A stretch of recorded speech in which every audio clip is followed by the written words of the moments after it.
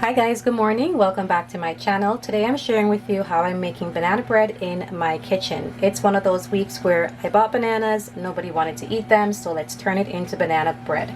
The base of this recipe is with freshly milled flour, and for this I'm using a soft white wheat. If you've been watching my channel for a while, you know whenever we want something that's soft in texture, cake-like, we pull for a soft white wheat. Anything that's calling for baking powder or baking soda, then we're going to use a soft wheat for that. You can also swap this out for einkorn or any other soft wheat variety, but you know, for me, I like to just stick to something simple. So we're using soft white wheat for this. This is going to be a very typical banana bread recipe. We're going to use some oil, salt, some cinnamon for flavor, and bananas to get things going. So let's get started.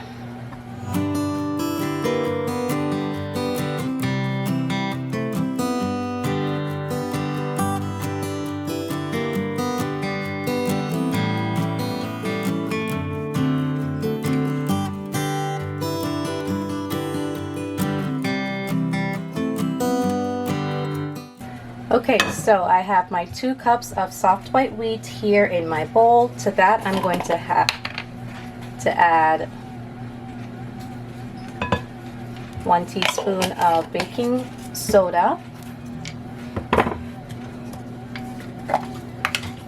2 teaspoons of baking powder,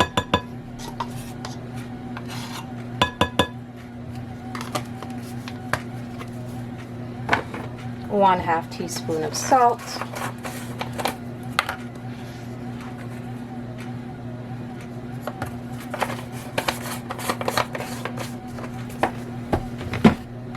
and I'm going to eyeball my cinnamon. That is definitely to taste.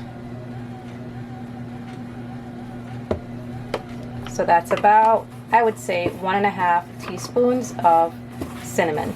You could also put ground nutmeg here, and I'm just going to add a little bit of that as well.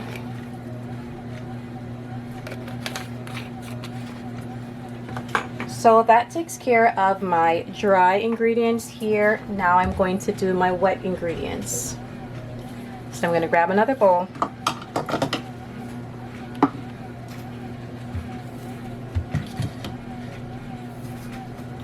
I'm going to start by mashing my bananas.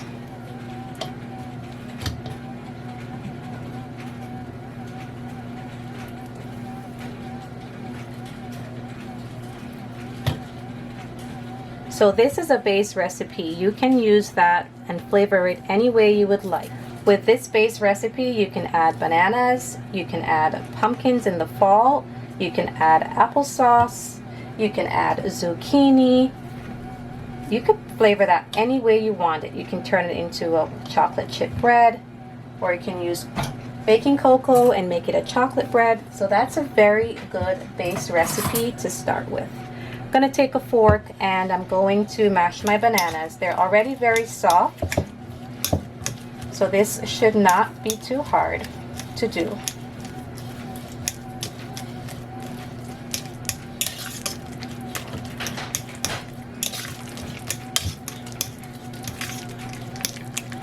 And you're going to do this to the texture that best suits your family. Some people like to keep the bananas pretty chunky, and some people like to have it almost disappear in the loaf.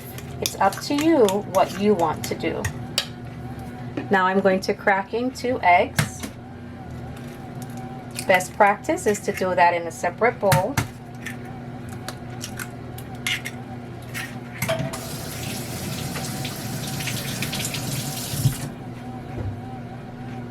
You can also add some vanilla extract here, but I'm waiting for my vanilla to mature. I'm going to put in about 1/3 cup of oil. So I'm skipping the vanilla for now. And then at this point you can put in 1 cup of milk, or you can put in 1 cup of water. I'm going to choose water today as the rest of my liquid.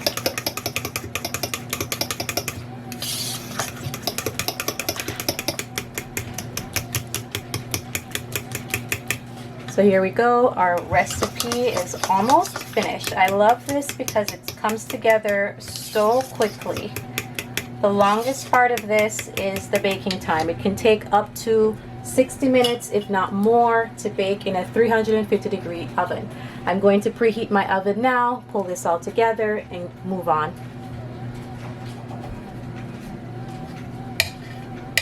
All right, let's combine the dry ingredients.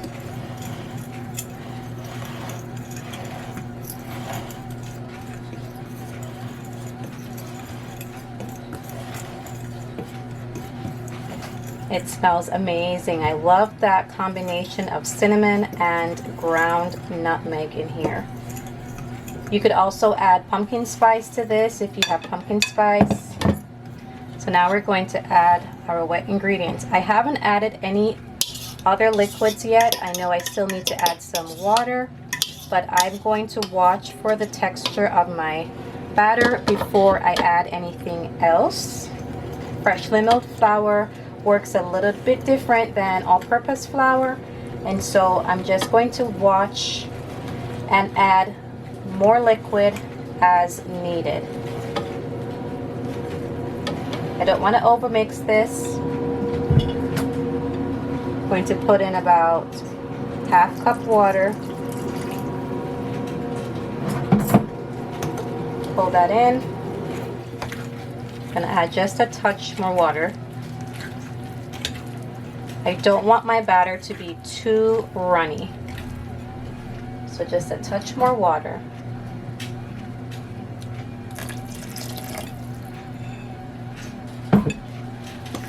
If you're using all-purpose flour, you might use a different amount. I will leave a recipe linked for you so that you have that as an option.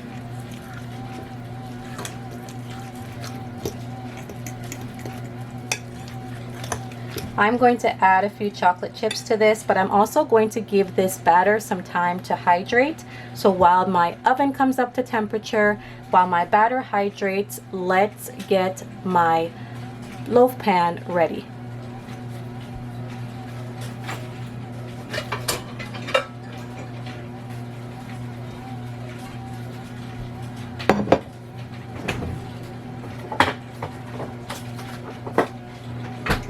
So if you've followed my channel a lot, you know that I love to bake in my cast iron pans, but whenever I'm doing a sweet dough, which just reminded me, I didn't add any sugar. I need to add some sugar.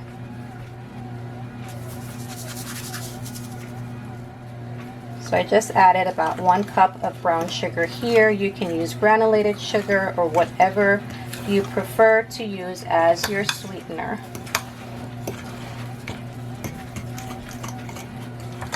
So I'm glad I caught that. So I was saying about my loaf pans, I like to bake my sandwich loaves in my cast iron loaf pan. However, when I am baking a sweetbread, I prefer to use my glass loaf pans, and they work out really well. This one is a 9x5, a 5x9 inch loaf pan, and that's going to work well for what we need to do today. Alright, as usual, no matter what loaf pan you're using, whatever the material is made of, you want to put a generous layer of butter because you want your food to ease out of these pans. So take your time and put a generous layer of butter on your loaf pan. If you prefer, you can use a silicone wrap here, or you can use parchment paper. For me, I find that the butter is enough. Do what works for you in your kitchen.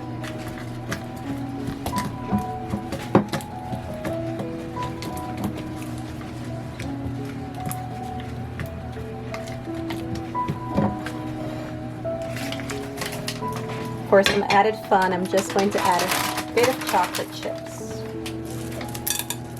It's summer, so we can have a little fun.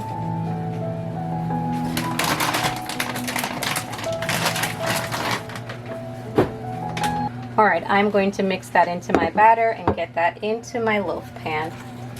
Just doing a gentle mix so my chocolate chips don't sink to the bottom. You could also dust them in a little bit of flour to prevent them from falling to the bottom, but I'm not too concerned about that right now. So I'm going to pour this into my prepared pan.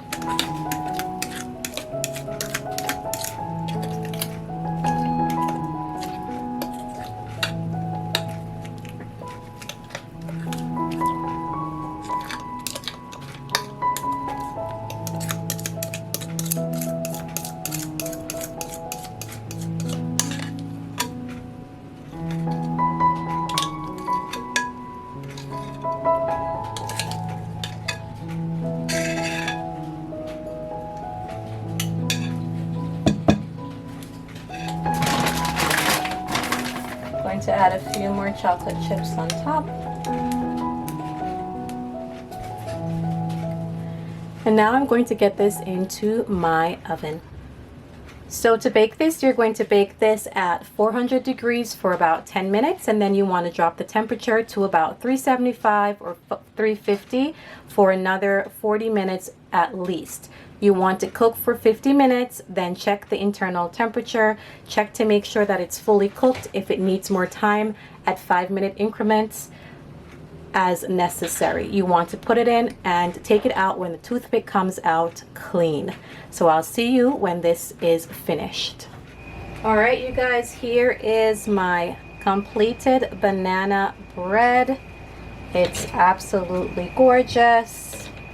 It stayed in my oven for about 50 minutes, 55 minutes or so. Remember, when you first put it in, you want to put it in when your oven is at about 400 degrees. You're going to get that nice oven spring to bring it up over your container, your loaf pan. And then about 10 to 15 minutes in, you want to lower your oven temperature to about 375, 350. Whatever feels comfortable for you.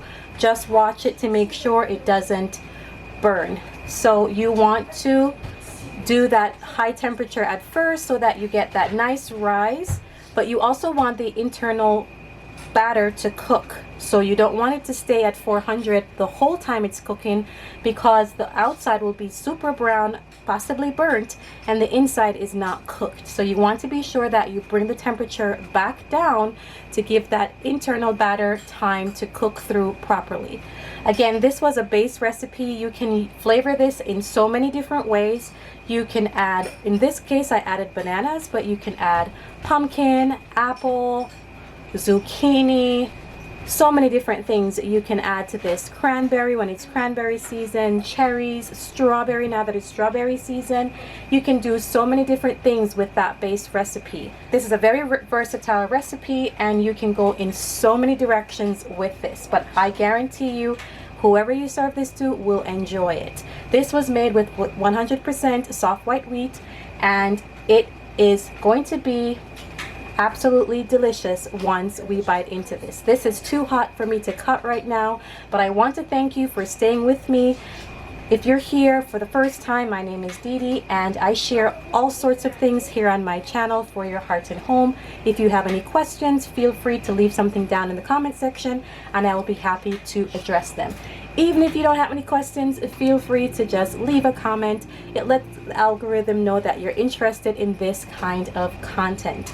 I want to remind you that if you're seeing this during Prime Deals Week, my book is on Amazon for sale, Simply Fresh. It's chock full with over 100 recipes, all geared towards freshly milled flour. So feel free to give this a try during your Prime Week search. I also have Simply Homemade, which was my debut cookbook, and in here you'll have from scratch recipes that covers the gamut of recipes in your kitchen: breakfast, lunches, dinners, desserts, mixes, so many things that are shared in here. So feel free to give this a try too. And I cannot forget to remind you of my newest release, our Homeschool Adventures children's book. It follows 3 siblings who walk around their neighborhood uncovering facts that lead them to a wonderful discovery. So this is set as a children's book, and it is geared towards children at the mid-level, so grades 3, 4, 5, and up. It is a wonderful addition to summer reading for the children who are now on summer break and might be looking for a new adventure. So feel free to give this a try. If you have any questions about anything you saw today, feel free to leave them down in the comment section. Thank you so much for being here. Please like, share, subscribe, and I'll see you in the next video.